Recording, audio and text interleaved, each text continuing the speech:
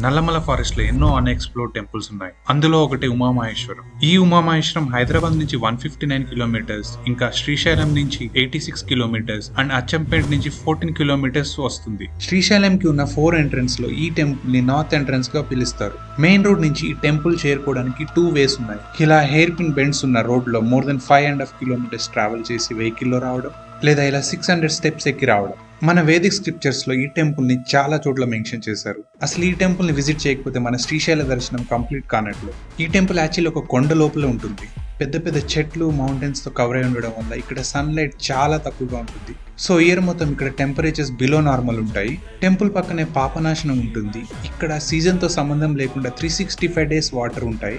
Hyderabad Srisailam route లో Nallamala forest entrance కి ముందు చిన్న డైవర్షన్ తీసుకుంటే ఈ టెంపుల్ కి రీచ్ అవ్వచ్చు. ఈసారి శ్రీశైలం విజిట్ చేసినప్పుడు don't miss this temple. So ఇంకెందుకు లేట్, మీ ఫ్రెండ్స్ అండ్ ఫ్యామిలీకి షేర్ చేసి ప్లాన్ చేయండి.